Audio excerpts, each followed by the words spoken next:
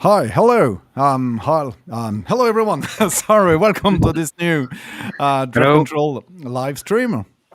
I think this is the first time we have the whole engineering team on live. So this is Martin, Raf, William. We have Ellie and Louis, Hi. and well, I'm Stefan. So this is live on YouTube. This is live on Twitch as well.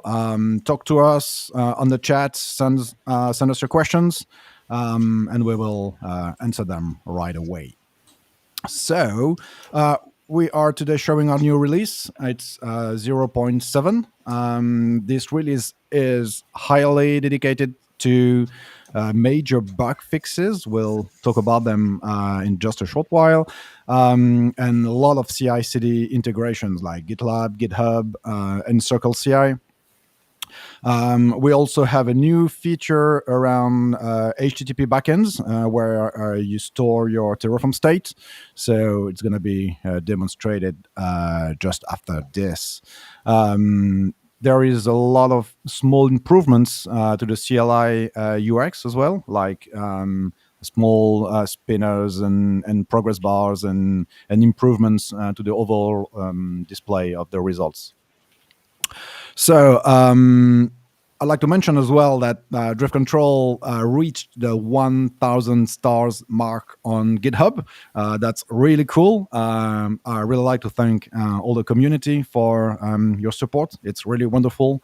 So we are less than 3 months in and already 1,000 stars. It's really, really cool.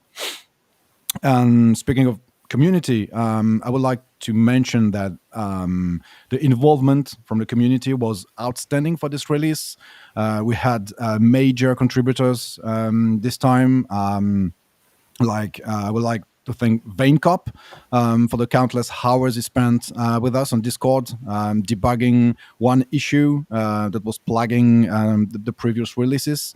This issue was initially found by another user, GoTrevor, still on Discord. He found it, he reported it, he offered some help, but we still couldn't find the reason. But with the help of GoTrevor and Vaincop, it's now fixed. It's so appreciated. About this bug, a lot of you experienced a major bug where drift control was freezing, it was hanging, so it's now fixed. So if you tried drift control recently in the past few weeks and had this issue, drift control hanging forever, try 0.7 again. It should now work properly. Be careful though. Some of you have a similar issue with single sign-on SSO. It's not related. It's a very different one. We are still working on it, and we are waiting for an SDK update from upstream. So yeah, Vaincop, sorry, helped also fix another bug. Community was wonderful for the last weeks. So we had a bug with Drift Control was reporting buckets in from every region available, which is not the wanted behavior. So thank you, Vaincop. We had Thomas as well. He helped on Discord fixing a bad SNS subscription bug. And we had Staggerly 011 or 011, I don't know, Staggerly. He helped on a false positive issue on RDS. So seriously, without you from the community, we couldn't fix those bugs so quickly. So that's really cool. So I'm done with the community part, and now I think Martin will show us the initial nice UX improvements of the drift control CLI. Hello, Martin. Hello. So let me remove all the others. So yeah, I'm going to show two relatively small feature, but that were asked by a user. The first one will be the JSON output on std out. we had actually an open discussion on it, and there was a workaround, but it didn't work for everyone because the number of buckets on other region could make this bug. So I'll show you how it works now. So of course I'm in 0.7.0, and now I can I can output directly in stdout. This would also work if I put slash dev slash stdout, and if I do that, nothing will be displayed on stdout until the result is available, and I see only the result, so I can directly pipe this into another process and pass the JSON. Another feature that was asked by our user was to display a progress bar, so you can know if driftctl is still running. It was mainly useful because we had a freeze bug, but in the future, if we had this kind of bug, it can still be useful. So if I output my JSON into a file, I clear a file instead of stdout,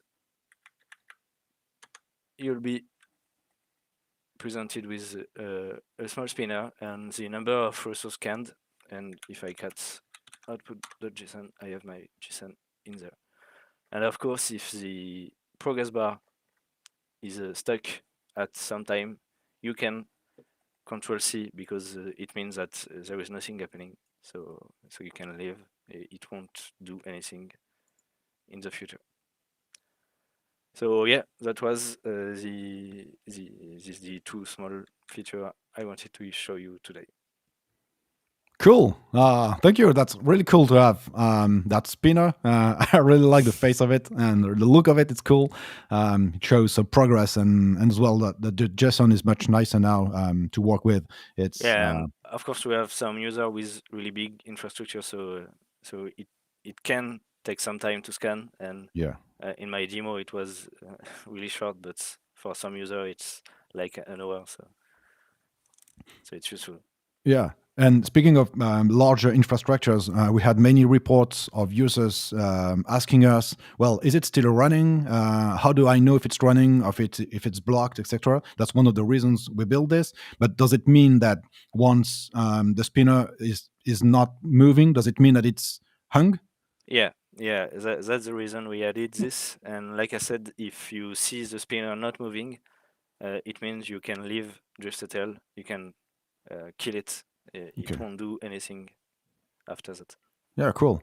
And other programs that have like progress bars or that kind of things, when you put them on CI or execute them unattended, they usually mess with the logs, like return carriages, that kind of things. They just screw the whole display. How did you handle this on? Yeah, we also worked on CI integration, so we add this program and we added to the doc. We had a small refactor on the doc, and if you check, we have a new flag on scan. And if you put this flag, it won't display the progress bar, and it won't display anything on stdout except the scan output. Cool. So this can be used in CI or in Yeah. a cron job or this kind of usage. Cool. Which makes me think that we did not talk about our documentation site, which is docs.driftcontrol.com. The documentation is largely improved. And, well, there is a light theme and a dark theme, once again, for the documentation needs. So, yeah, all the options, including the one that Martin just showed us, is available directly on the documentation website. All right. Thank you, Martin. I Thanks.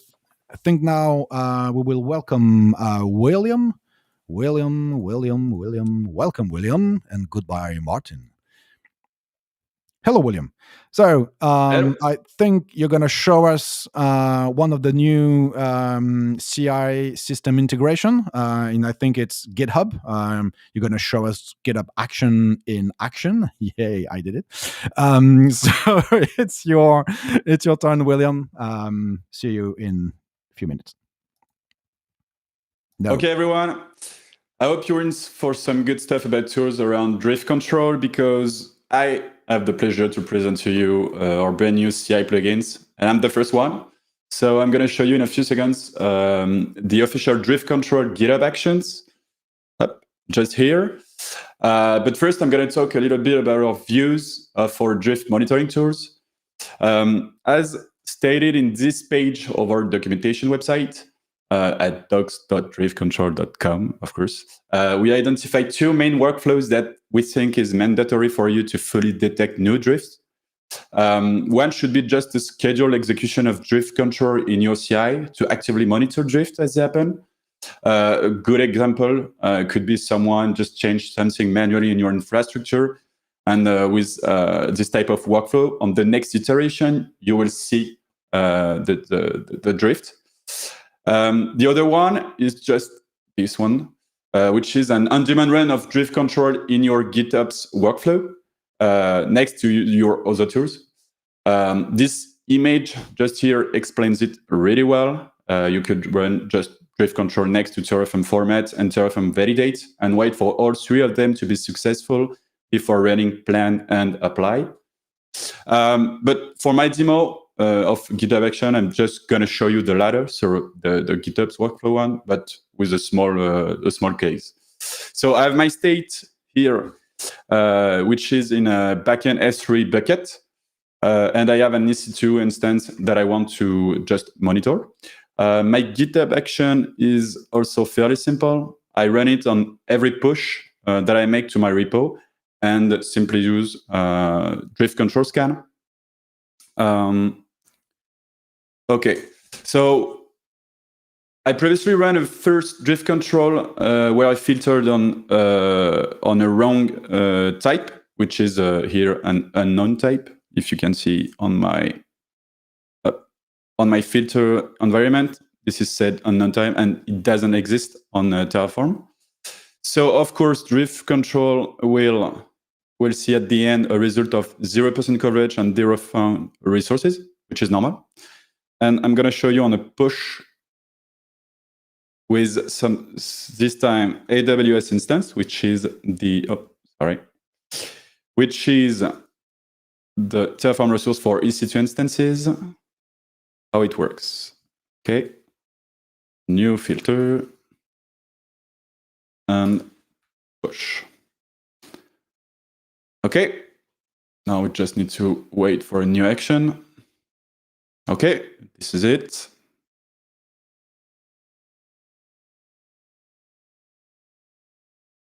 Yes, it's quite long in GitHub action.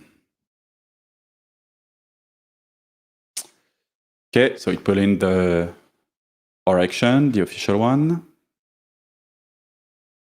Okay. So as you can see, we use the community project, which is called driftctl to install drift control. And now it's scan. Okay, so for disclaimer, we didn't quite update the drift control GitHub action for now with the quiet flag that Martin just said earlier. It's going to be on the next release of the GitHub action. And yes, at the end, voila, drift control just found one resources with 100% coverage. Of course, you can do a really custom workflow if you want. This is here a simple example. And yeah, that's it. That's it for me, guys. Let's welcome back Stefan. Cool. That's really great. I really find that's going to be super helpful for users to integrate drift control in their CI pipelines. I think it was something that was really missing from now on. I really think people need to use drift control in their toolbox, and running drift control as a recurrent task or inside their workflow is really important. So you mentioned the community project DCTL, and you mentioned as well the way drift control was installed in the GitHub action. How do people how are they supposed to maintain drift control in that? Do they need to install new version manually? How are they supposed to update this action or the binary itself? Yeah, it's a good question. I would just share my screen. You can see here on the official drift control action. Yeah, that's it. The drift control action webpage. You have an input here, which is the version, and this is a version that driftctl will install of drift control. So by default, it's going to be the latest one. So as you can see on my GitHub action, just here, we installed the latest version, which is the one that we released yesterday, the 0.7. But you can use the version that you want. So with just the version inputs, you can install the 0.6 if you want. Cool. Yeah, here we are. Cool. Thank you. That was exactly what was my question. So let me give back once again. Sorry, here the address for the action. In fact, you can just type drift control on the marketplace for the GitHub action, or go to github.com/cloudscape/something, and it's all hosted on GitHub as well. So I think it's pretty easy. There is a button, and you just integrate that very, very easily. So Yes. thank you, William. Thank you. Think Ellie is coming next now. Hey. Bye, William, and hello, Ellie. Hello. So, Ellie, I think you're gonna show us all the GitLab and the Circle CI integrations. Yep. And by the way, I would like to mention that Circle CI is supporting our open source work with free credits and stuff at Drift Control. It's really cool of them. They are supporting us. So, Ellie, let's go. Yep. So we released 2 additional helpers for CI/CD system. It's not really related to the 0.7 release, but it's released with this documentation version. So as William showed you before, you have now a new section in the documentation there with Circle CI and GitLab CI helper. So for Circle CI, we have released an orb, which is something you can include like this in your YAML, and then you can use predefined steps to run drift control, to run and install drift control without doing it manually. So you can achieve 2 kinds of workflow with Circle CI. As William said before, you have scheduled workflow, and you have the classic GitOps workflow, which look like this. You can integrate drift control before the plan to ensure it will run and do something consistent on the Terraform side. So I got an example of a real run on Circle CI. There you can see a GitOps workflow with a manual Terraform approved step. If I click on this, you can see there I'm installing the 0.6 version, as the 0.7 was not released when doing this orb. And here you have a scan and a successful result in your output. You can have the same thing with a failure. So with a failure, the execution pipeline will stop, and drift control will show you, oh, there is something wrong, there is a drift in these instances, there is a new tag test, which is test, and it will stop the execution. It's up to you to decide to stop the execution, or you can choose to let it continue to. It's of your choice. You can schedule it too with this configuration there. Actually, Circle allow you to put in your configuration a kind of cron directive to run a job. So it only run the drift control job. It not run the whole pipeline. And there you can schedule a run to identify as soon as possible drift in your infrastructure. So we put a full example of what I show you just before. Here you have the schedule job, and there you have a complete GitOps workflow with the Terraform validation, the drift control step, and then the approve and the apply. So you can copy paste some part of this YAML into your configuration if you need it.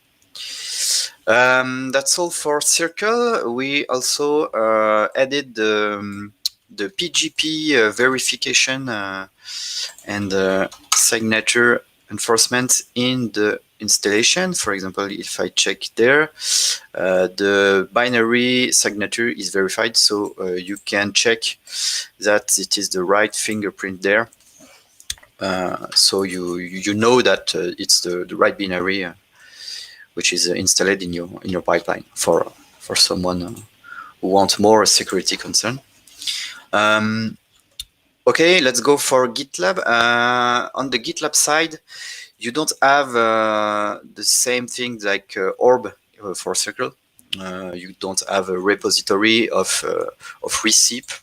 So we added an example repository there, which is of course public, and there is a single, I think it's it's a bucket with a single bucket, and you can find the GitLab CI file there, which is the same as in the documentation, and there you can find the same thing as for Circle. It's a schedule workflow, which is the schedule workflow is defined in GitLab. I will show you this later, but you can find a complete GitOps workflow which looks very similar than Circle, like this, for a successful drift control step, and there for a failure it will stop like Circle the other step.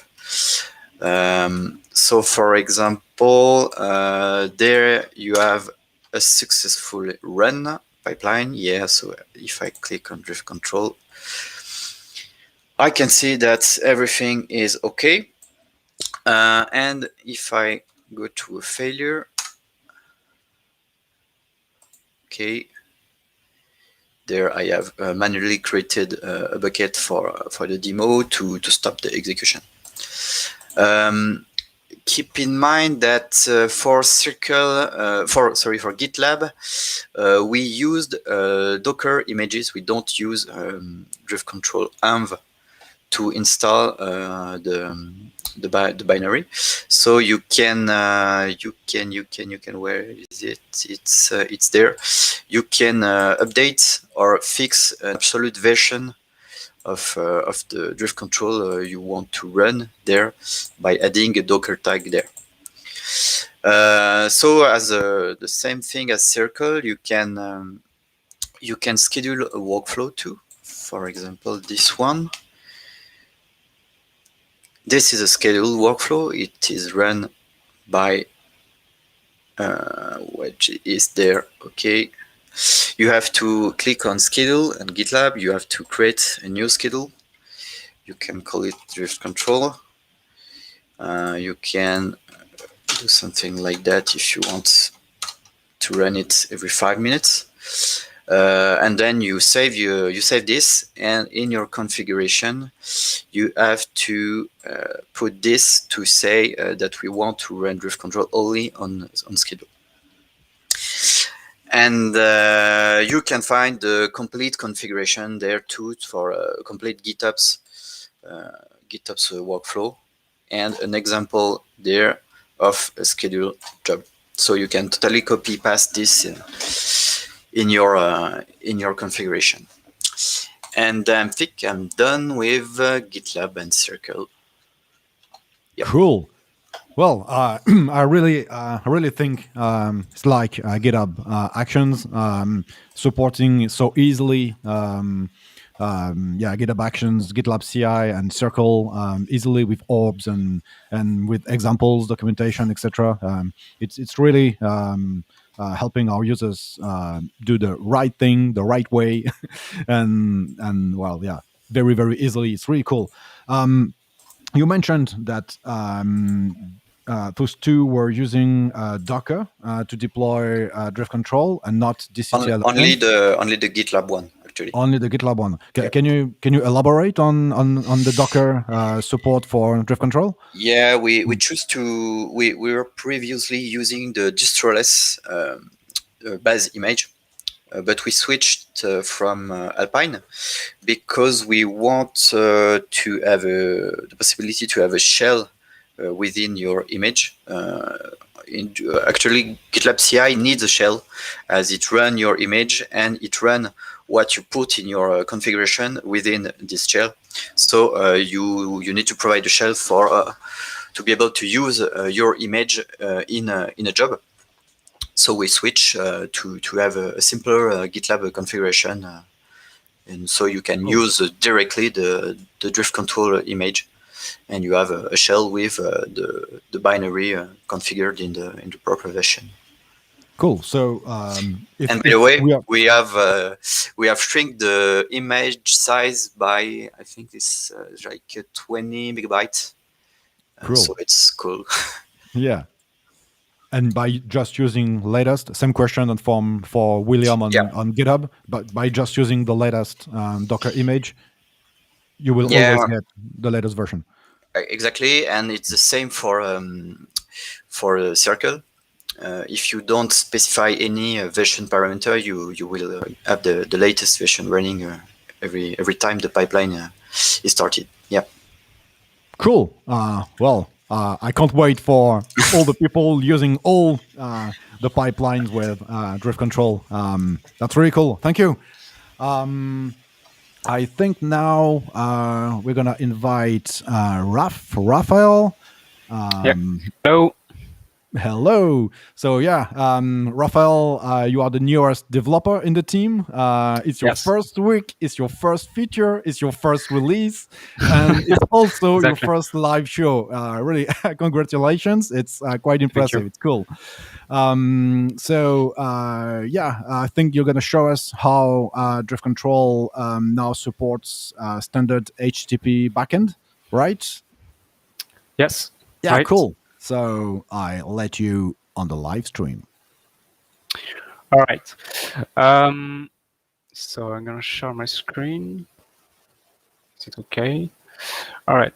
So in this release, I made a new HTTP backend, which allows you to fetch your Terraform state from an external storage using a plain HTTP URL. The first use case that comes in our mind is the usage of Terraform state in GitLab. So I will demonstrate the use case with GitLab. Here I have a demo repository with a really basic Terraform state. You can see AWS instance. It's really basic. Here you can see the instance in running. So if I run a Terraform plane, there is no difference with my local state. All right. So I will run driftctl with the HTTP backend. Here you can see I have my GitLab project ID with the path of my Terraform state. I also used the authorization header, which is required because my repository is private. So if I run drift control, you will see there is no drift. It takes a bit of time.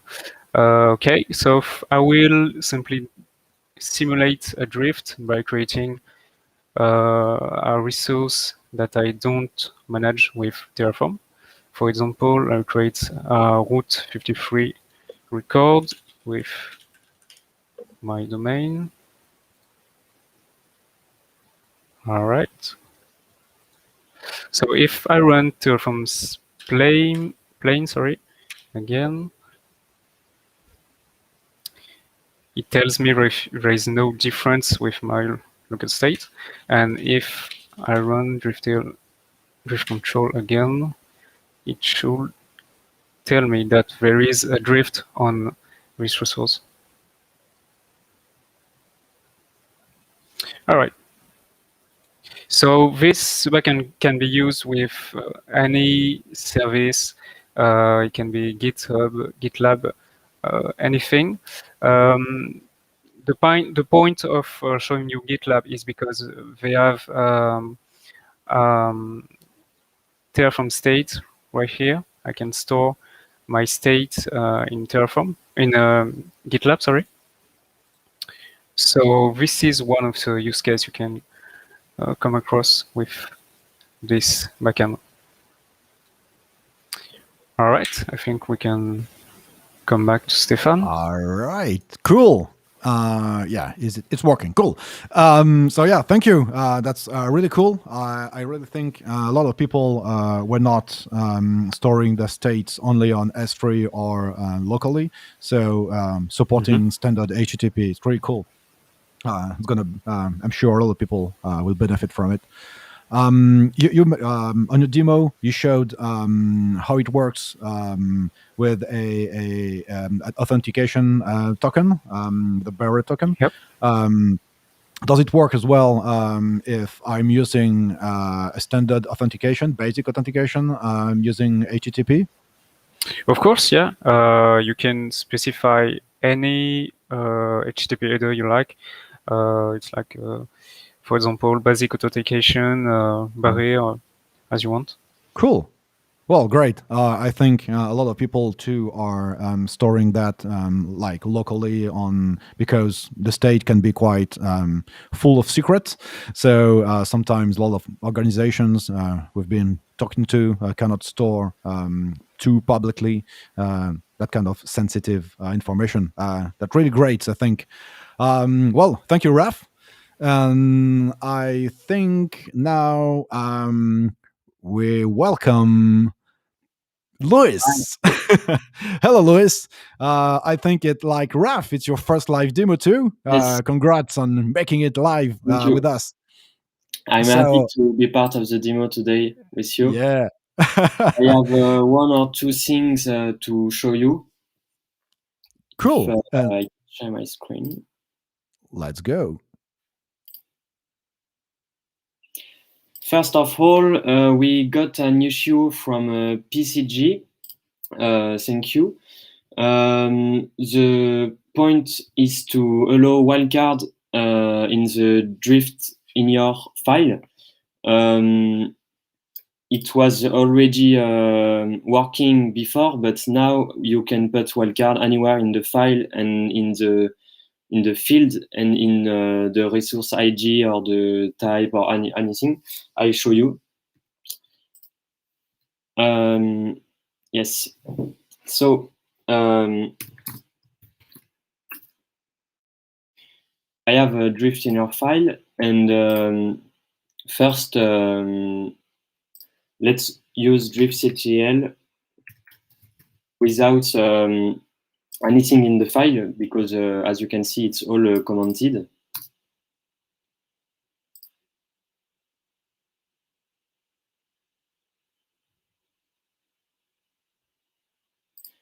So we have so much unmanaged resource. And if I want to skip some from my screen, I add field in drift in your file. Like, for example,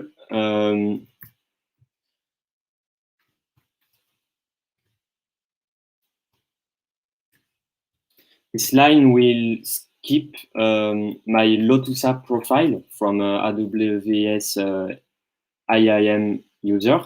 But if I want to write it quickly, I can just put Lotu and the wildcard will match the SSA.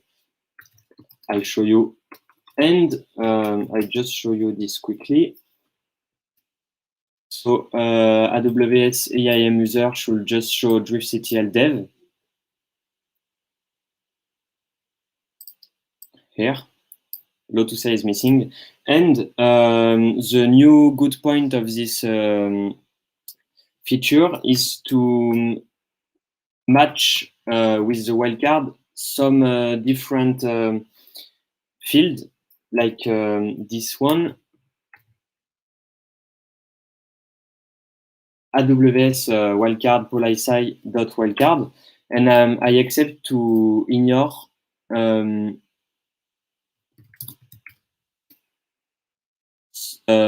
two fields in once.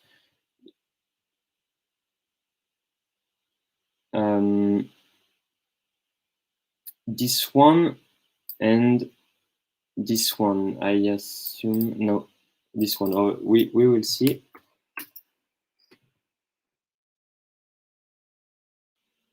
For now, we have 9 not covered by ESA, and now you see it's missing role policy and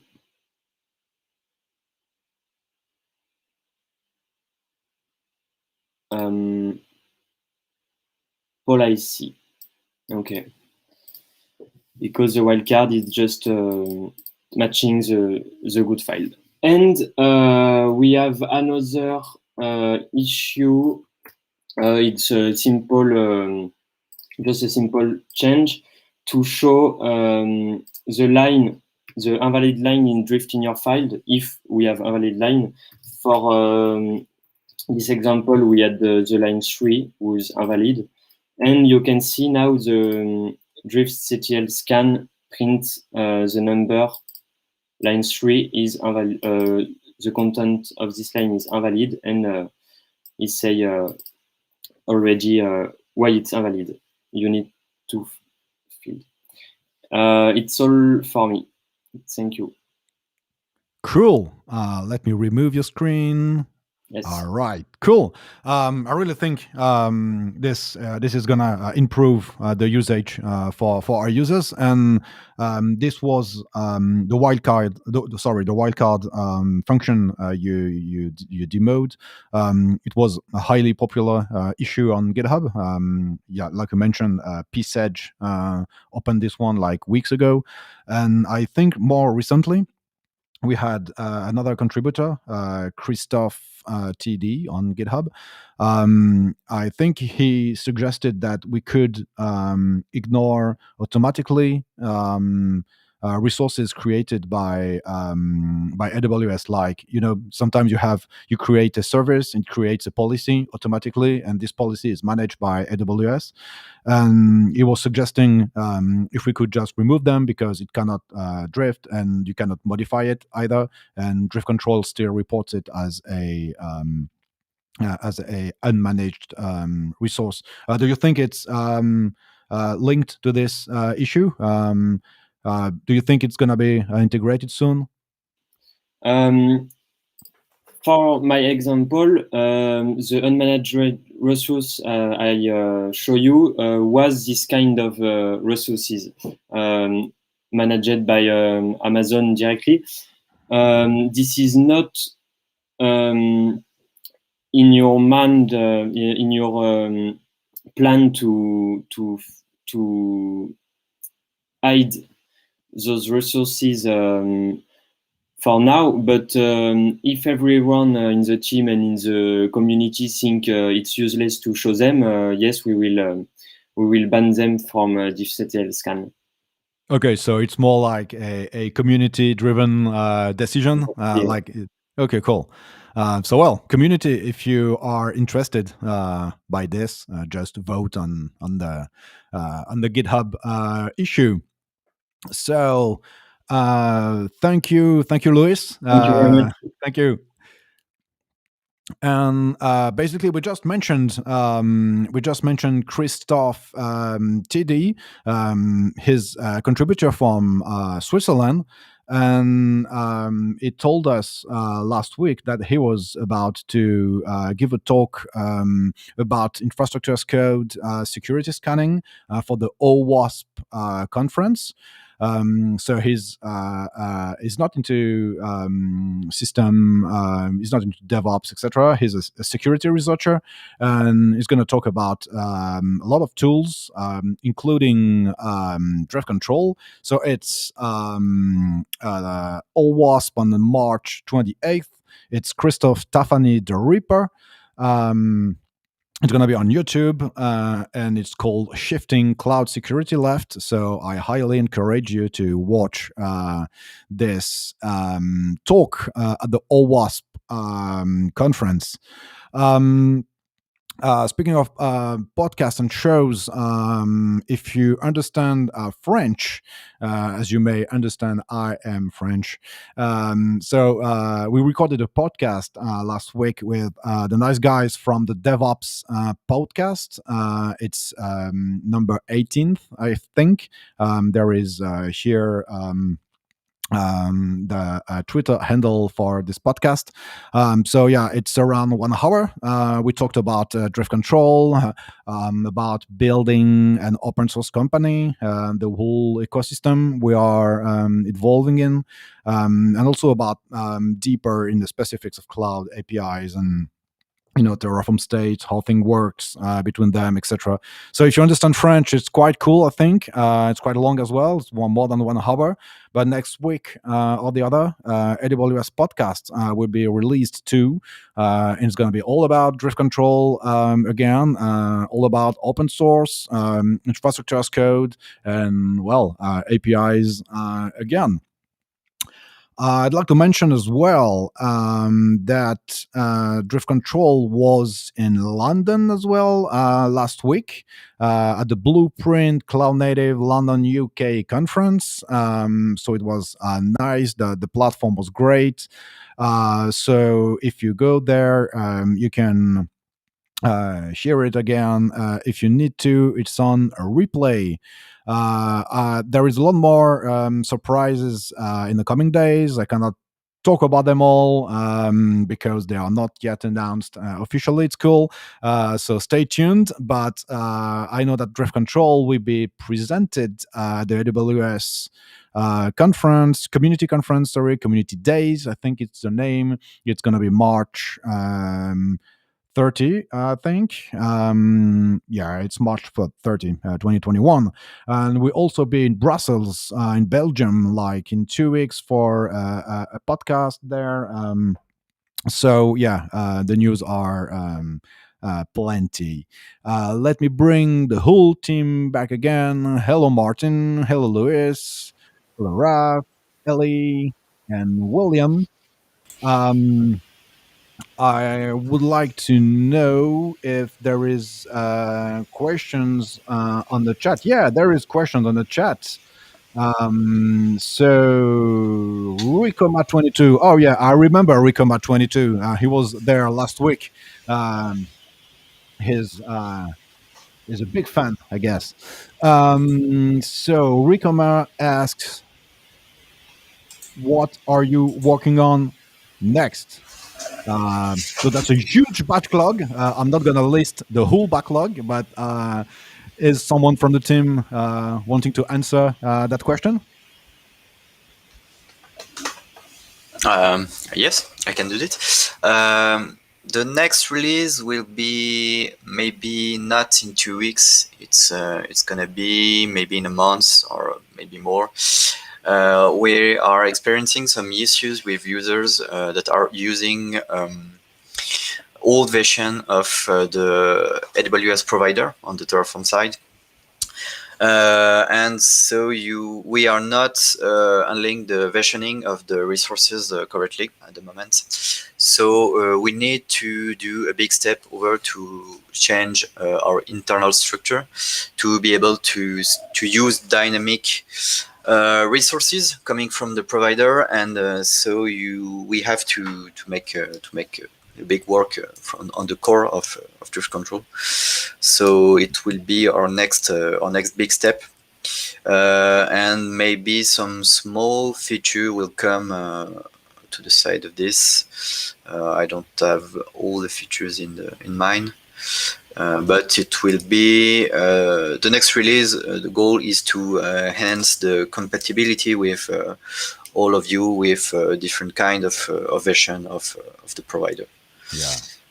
As it's a very blocking point for some user at the moment. Yeah, clearly a lot of people are coming on Discord and are telling us like, "Hey guys, it's cool. Version 3 of the Terraform provider." Yeah, and for some guys which are experiencing the ECSO issue, the fix is to upgrade the provider. So with this work, we can fix this issue.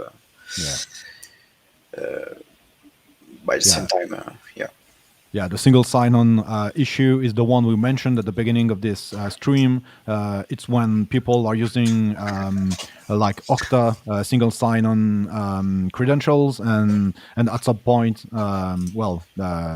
it stops working, and it's linked to the SDK for AWS and Terraform. So it's not really upon us, but yeah. It's still plaguing a lot of you. We are well aware of it. All right. So yeah, that's cool. So no release probably in the coming 2 weeks, probably next month. Yeah. Hard to tell, but yeah. Yeah. Cool. We hope so. Yeah, hope so. Yeah. In 4 weeks it's gonna be there. Cool. We also merge a new part of the README with a poll for the community to. If you use drift control, you can go to the README. You can that's a direct link you can find on the video, but you can find it on the README if you don't want to remember the code at the end of the URL. And if you use to launch drift control, you can fill this poll and give us your feedback to improve the product. Yeah, exactly. It's really helpful to us right now. If you used it, if it didn't work for you, if it worked for you, just tell us so we can improve the product. It's really community driven, as we said with Louis just a few minutes ago. So if you want to help us, it's not only about code; it's also about feedback and helping us prioritize all the features. So it's really cool. If you joined late during the stream, during the party, the main things to remember for version 0.7 for drift control is that we fixed major bugs, including the one that was plaguing you a lot. The CLI was hanging, it was freezing. So yeah, please try again now with version 0.7. Now we fixed that. And once again, thank you for all the contributors that helped about it. Fixing it. Major CI/CD works for this version. A lot of documentation, GitLab CI integration, Circle CI, orbs, and GitHub Actions. I think we have them all now for the major ones. Jenkins is coming soon. I know a lot of you are using Jenkins, especially in enterprise environments. So this is coming really soon. HTTP backend is now supported if you are storing your states on other services like GitLab or anything that supports HTTP. Authentication is supported as well, and it can even be only local. It's not about only hosted services online. What's also the wildcard for driftctl. There were another major feature and small UX improvements that Martin showed at the very beginning of this live. So what do I need to say? Follow us on Twitter. This is driftctl. This is where you can get some news from us. You can find us on GitHub. This is also where the link is for the form to give us some feedback. But if you want to talk to us, we are on Discord like 20 hours a day, so every day of the week. So please join us on Discord. There will always be someone to answer you and talk to us. Really, it's important. Once again, documentation, docs.driftctl.com. It's here. It's here for you. We can improve it all the time, but only if you tell us what's wrong when using driftctl. So please tell us how to improve. Discord is the best way to talk to us. Once again, I like to say it again. driftctl crossed the 1,000 stars mark on GitHub. It's really unbelievable. Only 3 months from release, so yeah, it's really cool. I didn't expect it, to be honest. So it's really cool. And what can I say? Yeah, once again, I would like to thank our major contributors for this release: Vaincop, Gottriver, Thomas, and Staggerly 011. Seriously, without you guys, we couldn't do this as fast as we do it. So you spent hours on Discord with us. It's really cool. So see you soon, probably next month, for the next major version that will work for every one of you. And well, thanks for watching, and see you soon. Bye. Thank you. Bye. Bye. Bye.